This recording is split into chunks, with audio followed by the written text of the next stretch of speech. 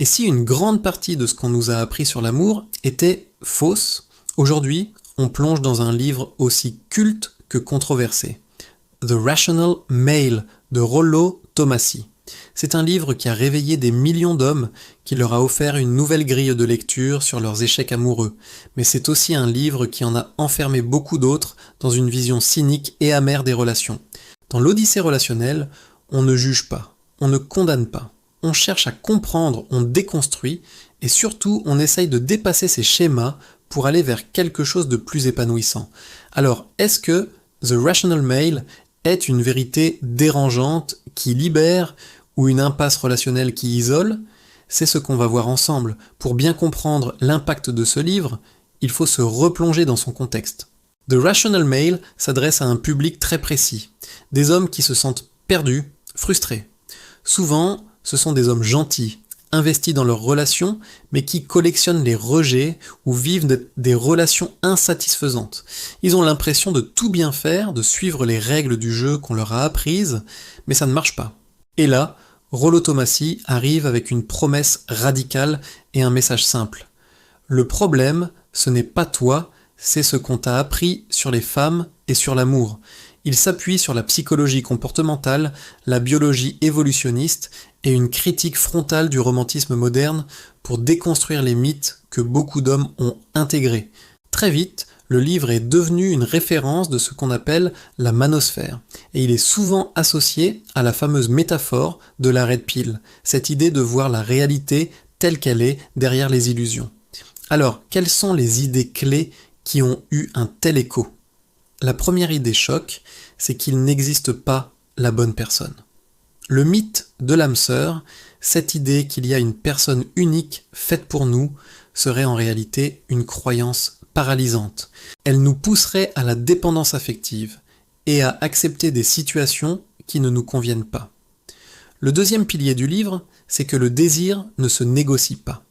C'est un concept brutal, mais essentiel. On ne peut pas convaincre quelqu'un de nous désirer par la gentillesse, par les efforts ou par les concessions. L'attirance est une réaction primaire, pas le résultat d'une transaction. Troisième point central, les relations sont vues comme des dynamiques de pouvoir et de besoin. L'auteur explique que celui qui a le moins besoin de l'autre dans la relation détient ce qu'il appelle l'avantage relationnel. Ça change complètement la perspective. Enfin, il y a le concept clé du livre, sans doute le plus polémique, l'hypergamie. C'est l'idée que les femmes, de manière instinctive, chercheraient toujours à s'associer avec le partenaire qu'elles perçoivent comme ayant une valeur supérieure, que ce soit en termes de statut, de ressources ou de confiance en soi. C'est une vision qui bouscule et qui, pour beaucoup, explique enfin leurs échecs passés. Et il faut être honnête, The Rational Male frappe juste sur plusieurs points. Ce livre met des mots sur des expériences que beaucoup d'hommes ont vécues sans jamais pouvoir les nommer. Il parle de la dépendance affective masculine, un sujet encore très tabou. Il dénonce cette illusion du « si je fais tout bien, si je suis le parfait gentleman, elle finira par m'aimer ». Une illusion qui mène à beaucoup de ressentiment et d'incompréhension. Le livre aide aussi à faire la différence entre l'amour véritable et le simple besoin de validation, cette quête d'approbation extérieure pour se sentir exister. Pour énormément d'hommes, lire The Rational Male, c'est un réveil brutal, parfois douloureux, mais souvent nécessaire. C'est ce moment de lucidité qui arrive après une rupture difficile, un rejet violent ou des années de désillusion dans une relation. C'est l'instant où l'on réalise que les règles du jeu ne sont pas celles qu'on croyait. Mais alors, où est-ce que ça déraille ? Pourquoi ce livre est-il si controversé ? Le problème, à mon sens, ce n'est pas tant ce que le livre révèle, c'est ce qu'il fige. La première limite majeure, c'est sa vision très déterministe, presque mécanique, des femmes. Elles sont souvent réduites à des schémas biologiques, à des instincts primaires, ce qui efface toute leur complexité, leur individualité et leur capacité de choix conscient. Le deuxième grand danger, c'est de passer d'un extrême à l'autre, du romantisme naïf au cynisme défensif. Certains lecteurs ne se libèrent pas, ils se ferment. Ils développent une méfiance systématique envers les femmes, ils se construisent une carapace et voient chaque interaction comme un rapport de force. Ils ne sont plus soumis, mais ils ne sont pas libres pour autant. Enfin, le grand absent de ce livre, c'est le couple mature.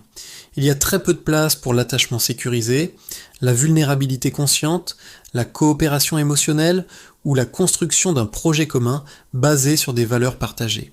Le livre est excellent pour déconstruire les illusions du début de la relation, mais il propose très peu d'outils pour construire une relation saine et durable sur le long terme. Il déconstruit très bien, mais il reconstruit peu. Dans notre approche, à l'Odyssée relationnelle, on voit The Rational Male comme une étape importante, mais certainement pas comme une finalité. C'est un excellent antidote au mensonge romantique qui a fait tant de dégâts. Mais ce n'est absolument pas une boussole définitive pour naviguer dans la complexité des relations humaines. La vraie maturité relationnelle, elle commence après. Elle commence quand on a dépassé ce stade de méfiance et de rapport de force. Elle commence quand on n'a plus besoin de l'autre pour exister, pour se sentir validé, mais qu'on choisit quand même en toute conscience d'aimer et de s'engager. Ce n'est plus une question de soumission ou de domination. C'est la recherche d'un lien conscient, libre et incarné. Un lien où deux individus complets choisissent de marcher ensemble, non pas par besoin, mais par envie. C'est une vision beaucoup plus exigeante, mais aussi infiniment plus riche. En conclusion, The Rational Male pose une question essentielle et fondamentale. Qui es-tu sans la validation amoureuse ? C'est une question que tout homme devrait se poser. Si ce livre t'a ouvert les yeux sur tes propres schémas de dépendance, ou sur les illusions que tu entretenais, alors c'est une excellente chose. Mais surtout, n'en fais pas une prison mentale. Ne remplace pas une cage dorée par une cage en fer. La Red Pill, pour reprendre la métaphore, n'est pas une maison dans laquelle s'installer. C'est un passage, une porte à franchir pour aller ailleurs. Et dans l'Odyssée relationnelle, ce qui nous intéresse, ce n'est pas de fuir l'amour ou de le voir comme un champ de bataille, c'est d'apprendre à le vivre pleinement, sans se perdre soi-même. Si cette approche vous parle, si vous voulez aller plus loin que la simple déconstruction, abonnez-vous à la chaîne pour continuer l'exploration avec nous. Merci de m'avoir écouté et à très bientôt.